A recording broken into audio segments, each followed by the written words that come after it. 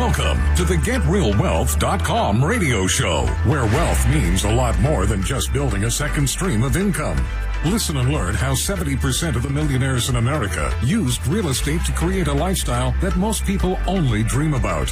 A lifestyle that includes good health, family, romance, travel, charity, and all the other parts of a balanced life. Now, here is your host, real estate investor and mentor, Steve Davis. Good afternoon and welcome to the show. This is, of course, the GetRealWealth.com radio show. I'm your host, Steve Davis, where as always, we're here talking about leading a better life by creating a second stream of income using real estate. This is the business model that works. The United States government has done the surveys. They know the numbers. People who rely solely on a job are failing to retire 95% of the time. And if you look at the 5% who do retire, they all have second streams of income. So this is the business model that works. 70% of those used real estate to generate that second stream of income. So that's what we talk about primarily. We also talk about family, fitness, fun, all the parts of a balanced life, so that you don't just go out there and make more money for the sake of making more money. That is not... It leads to places that you don't want to go. Greed, the love of money, all cause problems. It's you want the money to serve you and your family, and then you want to take 10% or more and serve other families. That would be your charity. So that's what we're talking about. Today I want to review, the last 2 days I had trouble getting, my internet went out, so I couldn't do the show. I think it was Wednesday. Yesterday I did a Facebook Live, so I didn't do the show live, but I am live today. And I want to talk about what we talked about on Tuesday. I kind of went on a tirade where I was talking about leadership, and one of my pet peeves is when I talk to people about growing their business, and I explain to them that if they are in the business, then they can never retire. And I describe to them, you've got to hire and train someone to replace you. There's two things that come up. One is ego-based. It's the nobody can do it as good as I can. If you want it done right, do it yourself. Those two ego-based, and they're garbage is what they are, things keep people inside their business. They keep their names on the, the org chart, organizational chart. If your name's on the organizational chart, you're self-employed. You're not a business owner. You've got to get out of that if you're ever going to truly own a business and ever be able to quit working. Now, I know that's not the goal for younger people, but if you're 70 plus, you're probably thinking about not working anymore. You may be tired, maybe your health could be a problem, just different reasons, all of which stink. I don't like it, but that's unfortunately what we go through as human beings. So, but for the people in their 50s, early 60s, they're still looking for something to do. They want to be active. They want to help and serve other people and get the rewards that come along with that. You've got to still realize that eventually comes. You eventually reach a point where you either don't want to work or, unfortunately, you can't work anymore. And you have to face that fact and prepare for it. It's kind of like the COVID incident. I've been preaching on the air on different radio shows for 18 to 20 years, somewhere in there, to build a second stream of income. Some of you have listened to me for 18 to 20 years. Ike hit. You got slammed.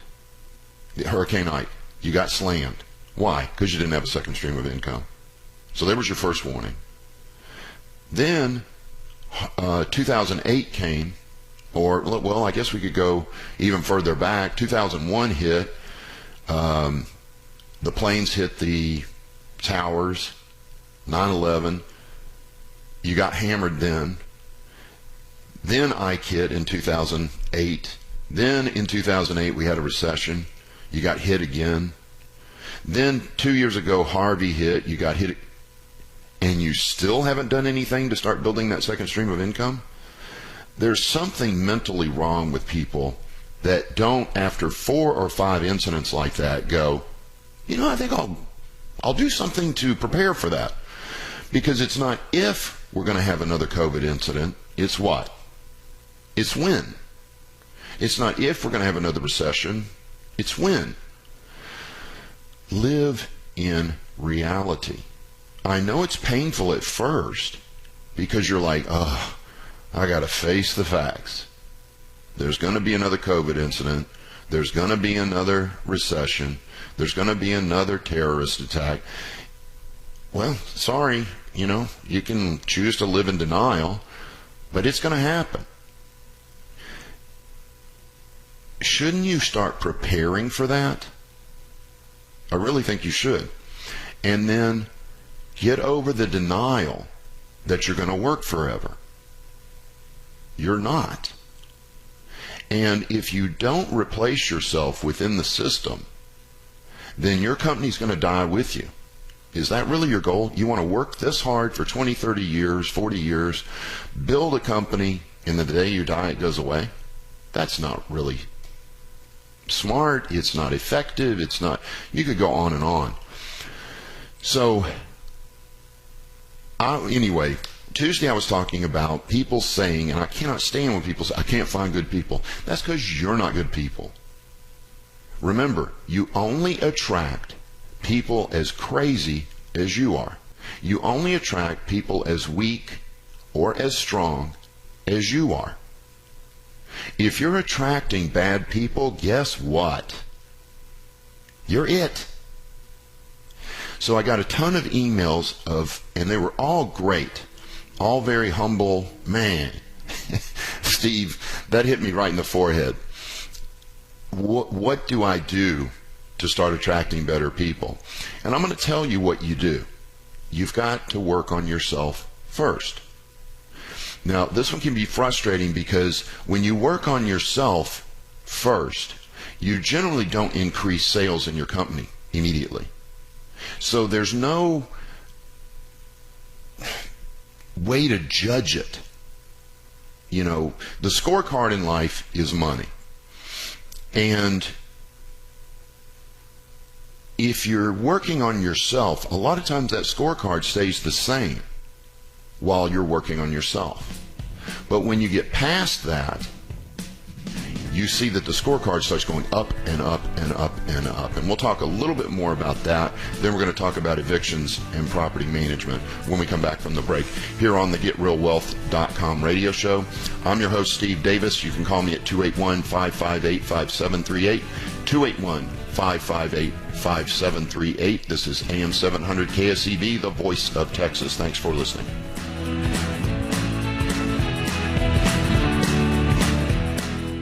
Did you know that 70% of the millionaires in America used real estate as their main investment vehicle? You can and should have some real estate in your portfolio. This is Steve Davis, host of the GetRealWealth.com radio show. Starting with bad credit and no money at age 27, I began investing in real estate. By 30, I was retired. I will be explaining this at a free 2-hour introductory workshop this month. If you would like to attend, go to GetRealWealth.com. That's GetRealWealth.com. Thank you for listening.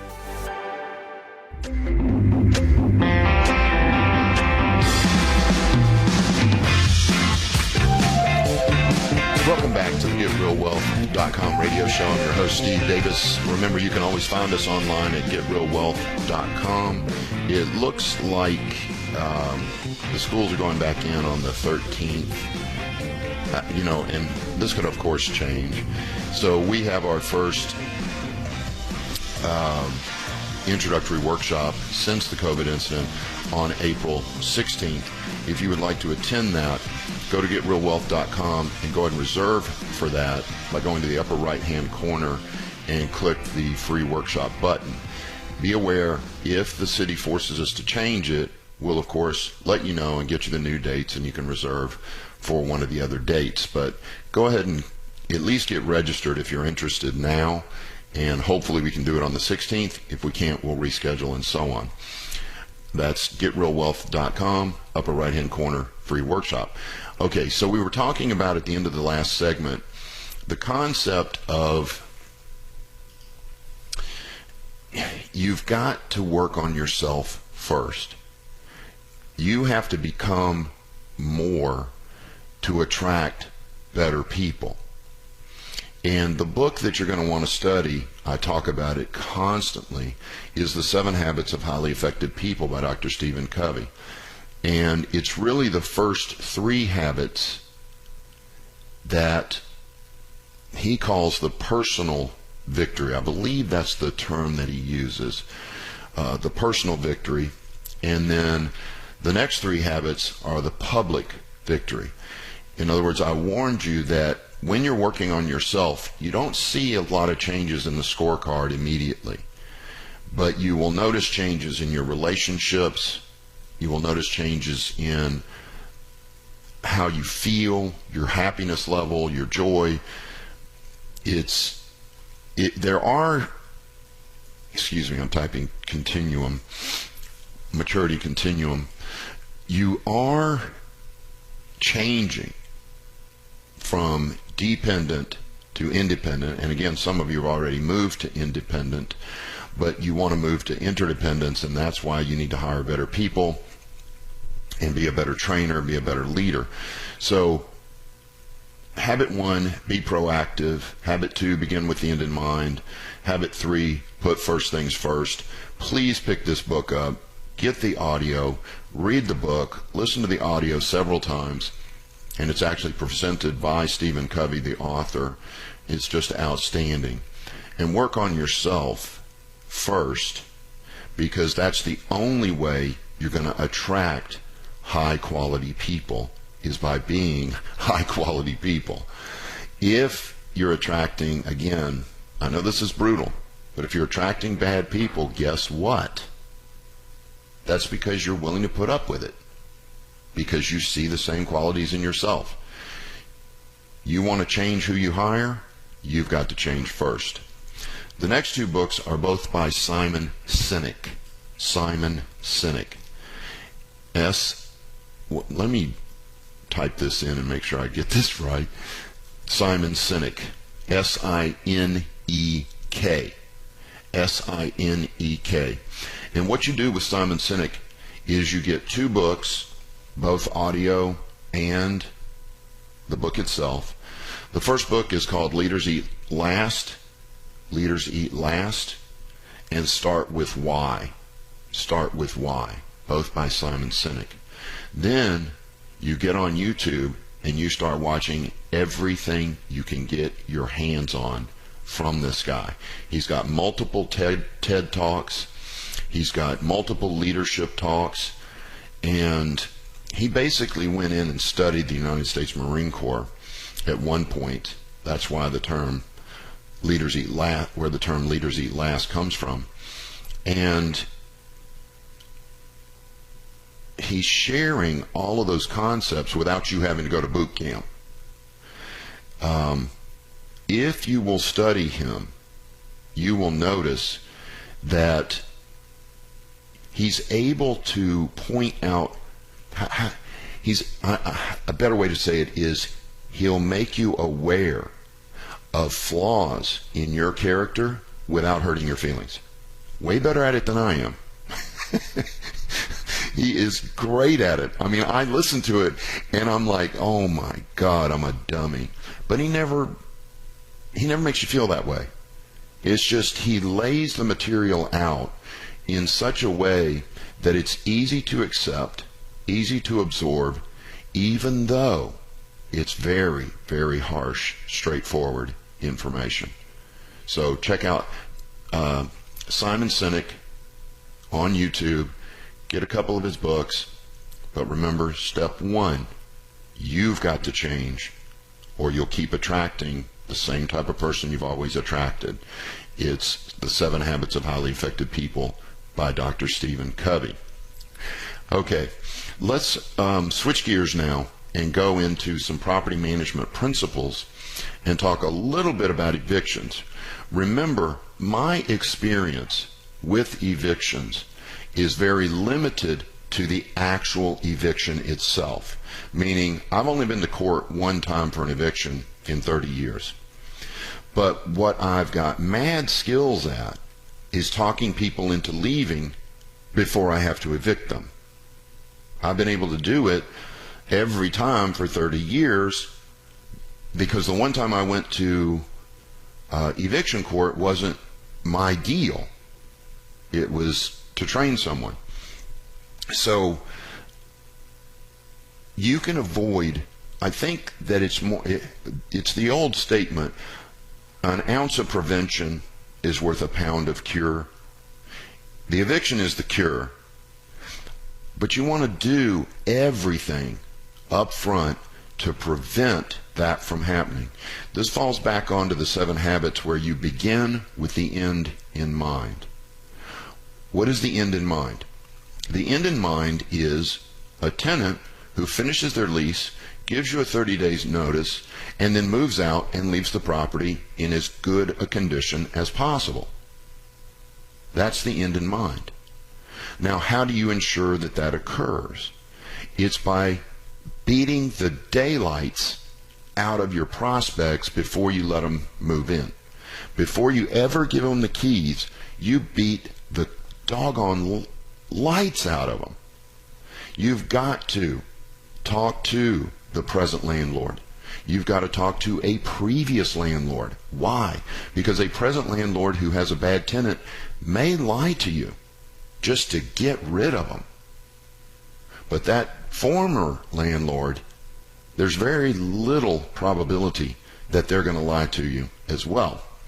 Then you confirm pay with HR for wherever they work at. You confirm the likelihood of continued employment. They won't always answer that question, but many times they do.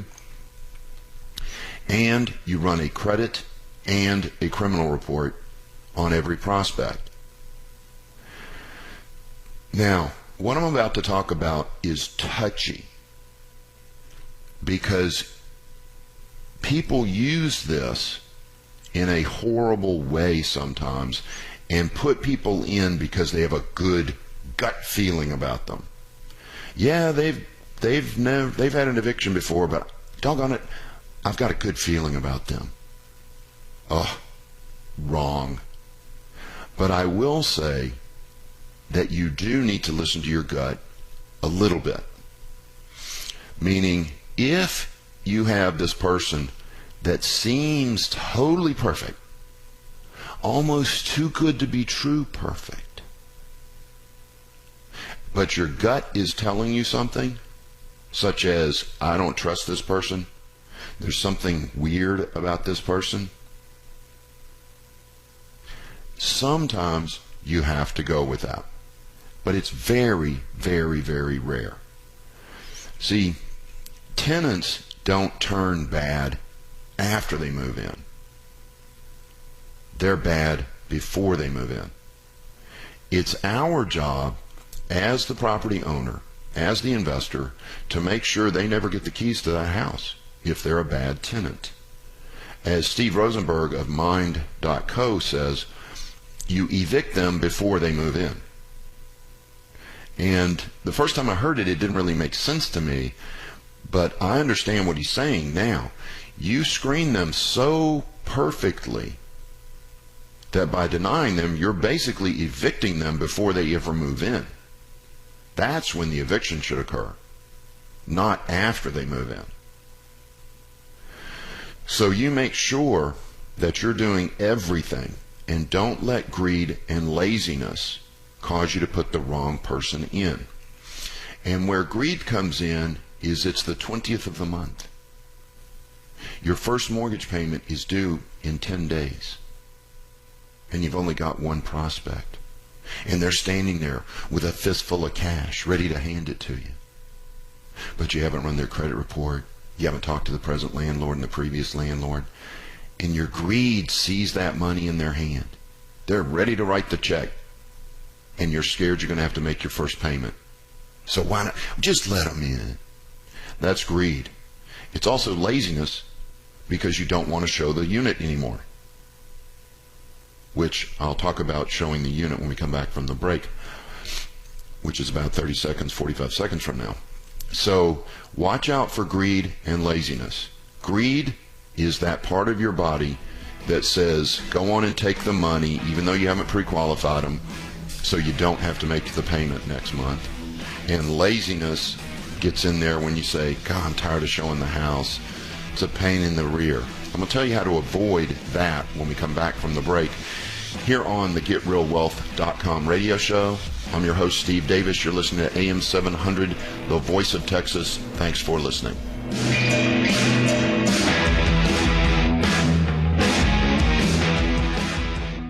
70% of the millionaires in America used real estate as their main investment vehicle. Listen to the GetRealWealth.com radio show to find out how you can do it too. Monday through Friday at 2 p.m. right here on AM 700 KSEV, the voice of Texas.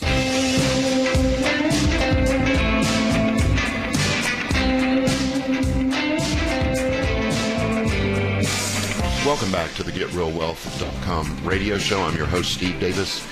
Please don't email me about the free workshop. Go to GetRealWealth.com, GetRealWealth.com, and it's in the upper right-hand corner. That's the only way to reserve a seat. I cannot reserve a seat for you. I appreciate your interest, but go to GetRealWealth.com. Phone lines are open, 281-558-5738, 281-558-5738. KSEV if you've got a question or comment or anything, or maybe even an encouraging word for some of the other listeners, because I know a lot of people are worried about, hey, what's going to happen to the marketplace, the real estate market through COVID. I'm going to tell you my opinion. We're going to see a dip in prices, and we're going to see days on market double. Now, when I say that, it comes a huge disclaimer. I do not have a crystal ball. I don't. And even anybody who says they do and can predict the future, run away from them. You know, that's just, no one can predict the future. All I'm doing is making an educated guess that what you do, if you're flipping a house and you've checked your days on market for that neighborhood and the average days on market is 60, I suggest you budget for 120. If it's 90 days, budget for 180 in holding costs. But it's okay because you're going to get it at a discounted price, which will pay for those holding costs. So don't say, I'm going to stop flipping, I'm going to stop wholesaling, I'm going to stop buying. That's just, it's not right. You're not thinking clearly. Don't panic. Prices are dropping. And it's going to be temporary, I'm telling you. This, again, I guess I better be careful how I say this. I would be willing to bet money that it's very temporary. I'm talking 3, 6, 9 months at the most. So take advantage of it while it's here. I've talked to 12 students over the last couple of weeks. All of them have called me with the same story. I was looking at a deal. They just dropped the price by $10,000. I think I'm going to do it. All 12 of them. So people are panicking. They are lowering their prices. And you need to take advantage of that since you're going to have more holding costs, since property's going to sell a little bit slower, or twice as slow, if that's the correct way to put it. But that doesn't mean stop working. You know, stop. Don't hide behind COVID as your excuse to stop working. Now, I'm not talking about right now. I'm talking about when COVID's over, when we're all safe and we're healthy. Then you need to get back to work. And don't go, well, I'm going to wait 3 months because COVID just ended. Do it now. Do it immediately. Get out there. Start writing offers. Get control of these properties and start making some money. Okay, phone lines are open, 281-558-5738, 281-558-5738. KSEV. Now, at the end of the last segment, I was talking about when you're leasing and you're showing the property, laziness gets in and doesn't want to show the property anymore. Almost always, what I find is people who are uneducated, they go show property when they get a phone call. They think, oh, I got a phone call, I got a live one, I'm going to go over there and meet them at the property. This is the farthest thing from the truth as far as what you should do. You don't go show it every time somebody calls you. You show it twice a week. Pick a weekday evening and pick a Saturday morning. Just go, look, hi, Mrs. Smith, qualify them with all your questions. As soon as you're qualifying, go, okay, I'm going to show the house Thursday night at 5:30 or Saturday morning at 9 a.m. Which of those days works for you? If they say neither day works for them, let them go. They're not that serious. They're not a prospect. Let them go. Don't go driving out there every time somebody says they want the house. Now, are there exceptions to that rule? Sure. What if you go, no, I only show it Thursday and Saturday. Those are the only two times I'm going to go out there. And they begin to beg you, and they say, look, I've got perfect credit. I make a lot of money, but I need to move. I've got a check. I'll bring a check with me. I might go show that person that deal just to get that deal closed that day. But as a rule, it's Thursday evening at 5:30 or Saturday at 9 a.m., which one you want. Alternate choice close where both answers are yes. And that's when I show it. Why? Because if there's 4 or 5 people there looking for the house, what does that do to the person who's serious? It puts massive pressure on them. Their insecurities start flying. They think they're not going to get the house if they don't take action right then. And it makes it much easier to close for the sale and lease that house. So, to avoid laziness, only show it twice a week until it's gone. And I can tell you, I've never shown a house 3 times. Let me say that one more time. I've never shown a house 3 times. It's always been Saturday and Thursday, or Thursday and Saturday, gone. And most of the time, it's the very first time I show it.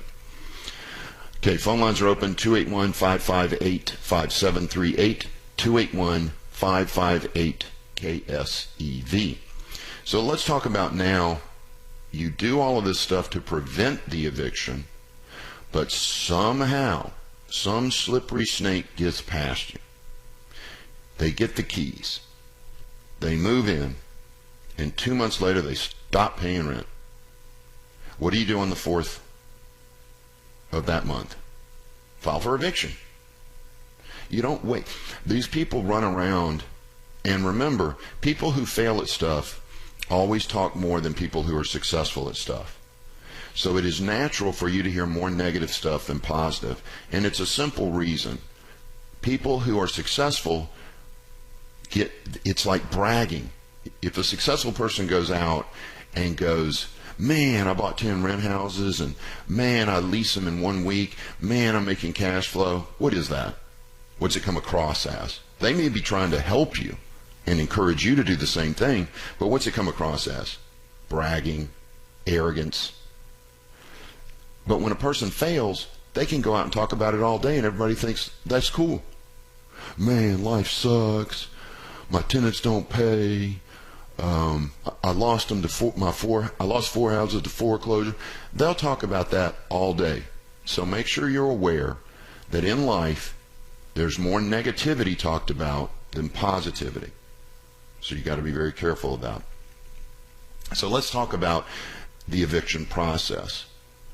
When a person says it takes 90 days to evict someone, that's because they didn't start the eviction process on the 4th of the first month. They started it on the 4th of the 3rd month. An eviction takes less than 30 days as a rule. Now, have I seen it take as long as 37 days? Sure. But here's how it's supposed to work with a perfect situation. Rent is due on the 1st, late on the 2nd. On the 4th, if I don't have the rent, I go post the 3-day eviction notice. Pay within 3 days or move out. If they don't pay by the 6th, is that right? 4th, 5th, 6th. Then on the 7th, I go to the courthouse with my note. I've already talked to the judge, by the way. That's the first thing you do. I better back up. What's the first thing you do when you buy a house? First thing, minute you close, you call the judge that would handle any eviction on that house. And you get their idiosyncrasies for their eviction. Like it's not supposed to be this way, I get it, but every judge is slightly different. Slightly different. Everybody wants to be fair, and so they have a different idea of what's fair and what's not fair and so on. So they have little requirements. You need to know those before you go into the eviction process. If you didn't do that, then the minute you post the 3-day eviction, you need to call the judge. Tell them what you're going through, and that you need to know their process for the eviction process for that particular judge. But as a rule, it's 15 to 20 days after the 7th, which would make it at latest the 27th of the month, is going to be your court date. Then you go to court, you tell the judge this person has not paid their rent. They try to make excuses. The judge generally shuts them up and goes, look, I didn't ask you for all that. I asked, did you pay your rent? Well, no, I didn't. Boom, eviction. Then 3 days later, the constable shows up, and you, at your expense, have to have movers ready to move everything to the street, and you get that property back. And you say, well, what happens to that, the stuff in the street? As sad as this sounds, the neighbors are going to come get it all. And what they don't pick up, the trash will take away. Now, I've seen it where these tenants are very sharp. They know the process. A friend of mine told me this story, Pete Newbig. As they were pulling the furniture out, they were loading it into a moving truck. They understood the process. They actually got moved out of the house for free. So, but who cares? As long as they're gone, get them the heck out of the house. Get all their stuff out of the house. And again, in most cases, what's going to happen is these little guys who drive through neighborhoods collecting furniture to sell at flea markets, or I don't know exactly what they do with it, they're going to pick it up. It'll be gone in a matter of a couple days. And then whatever they don't take, your trash is going to take. Okay, we got to get a break. We'll come back and start answering some emailed questions and some Bigger Pockets questions here on the GetRealWealth.com radio show. I'm your host, Steve Davis. If you got a question for me, we are coming up on the final segment, so give me a call at 281-558-5738, 281-558-KSEV. You're listening to the Voice of Texas, AM 700. Thanks for listening.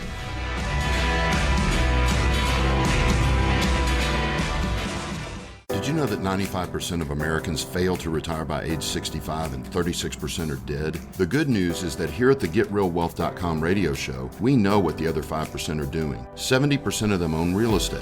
We are a mentoring group for new and experienced real estate investors. We will show you how to build a second stream of income that will allow you to retire at any age. I will be explaining this at a free 2-hour introductory workshop this month. If you would like to attend, please go to GetRealWealth.com. That's GetRealWealth.com.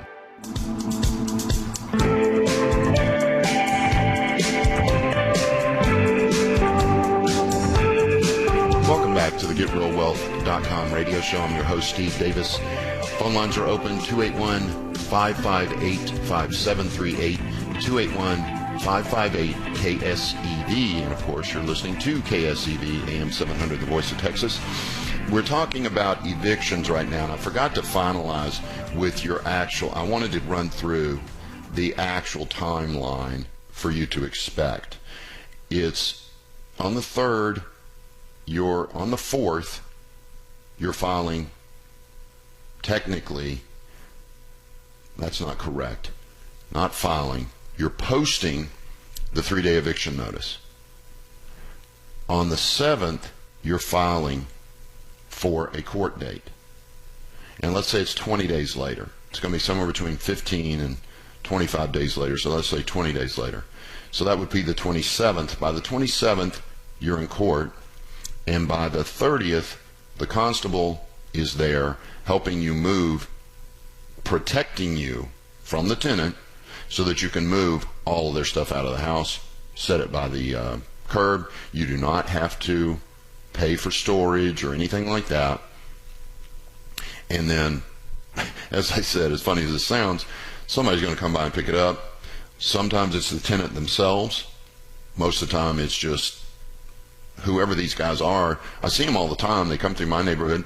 I put a piece of furniture out in the trash. Boom, it's gone before the trash gets here. So that's who's taking it. And then whatever's left over is taken by the trash. So we're talking about 30 to 35 days at max to get them out. So evictions do not take 60, 90 days.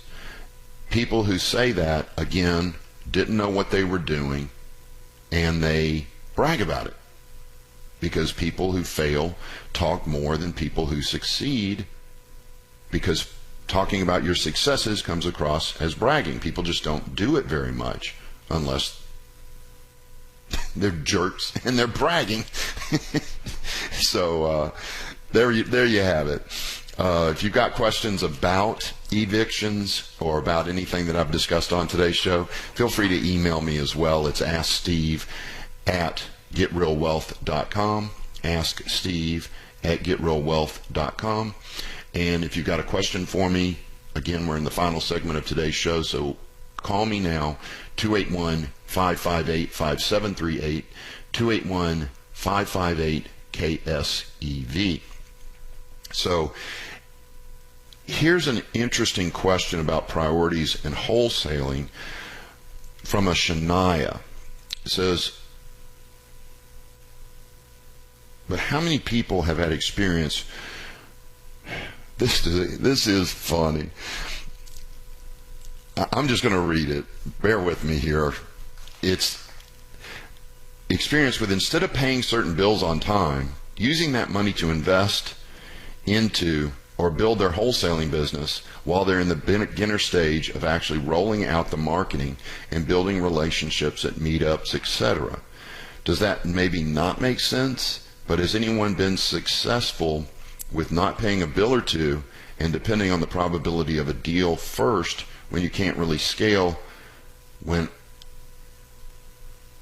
I think it's supposed to be say when that actually will be.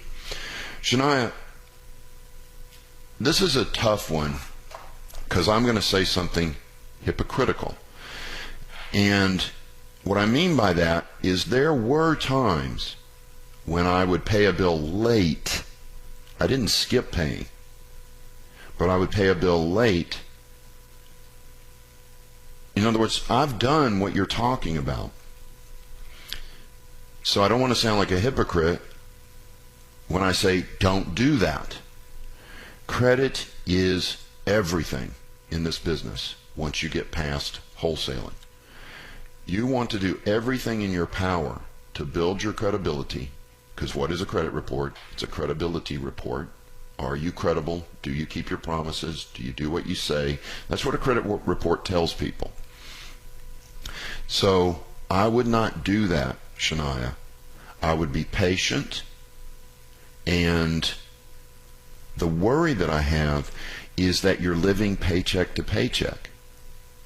And for you to do any marketing whatsoever means you've got to let a bill go by.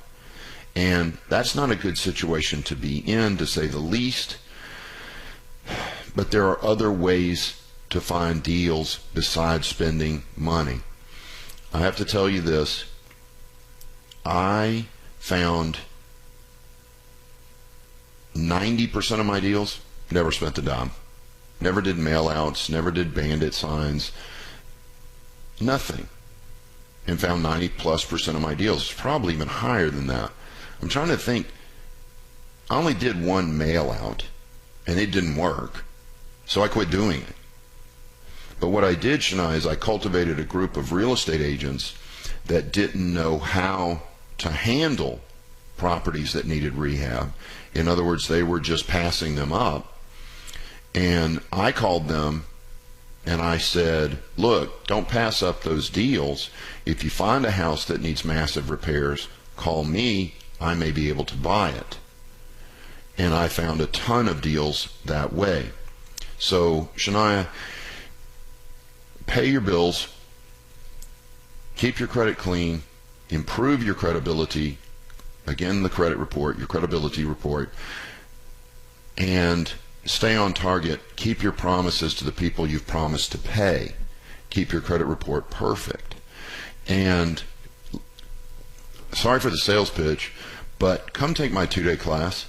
I will show you how to find deals without doing mail outs, without doing bandit signs, without spending any money whatsoever. You know, everybody and their brothers sells a set of books and CDs that tells you to go market that way. And I just never did it. Didn't need to. Okay, double security deposit in lieu of poor credit score is very common, Heath. Let me give you this one tip. Security deposits are rent plus 200 or 300. Do not take a security deposit equal to 1 month's rent, because that has a tendency to end up with no rent payment the last month, and them saying your tenant saying to you, I already paid you my last month's rent. If you just collect an extra 200 or 300, they won't do that. It's amazing. It's a psychological game, but it's amazing. But yes, it's very, very common if you've got somebody with poor credit or an eviction. I've collected on someone who had an eviction who was begging me to move in. I said, okay, I'll let you move in, but you got to pay first month's rent, last month's rent, and a security deposit. And it's got to be a double security deposit.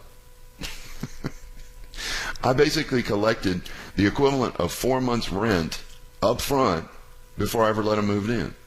And if they hadn't have paid me on the very first month, guess what I would have done? Evicted them.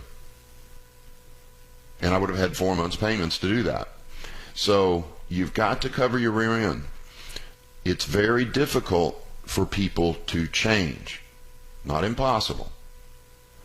But you don't take risks. Say, look, if you're going to change and you're going to start keeping your promises and you're going to build your credibility and start paying your rent on time, I'll give you a shot. But I got to have a double security deposit and the first month's rent.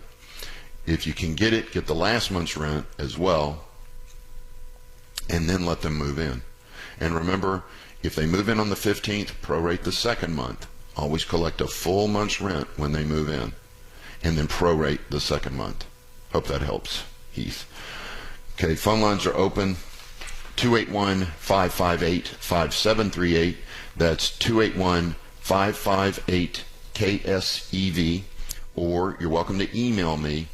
It's asksteve@getrealwealth.com. asksteve@getrealwealth.com.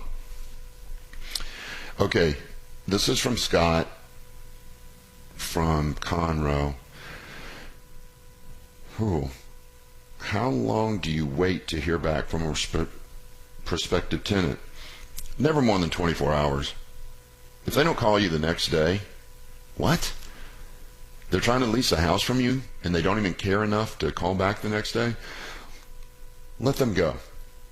They're not serious. Move on down the road.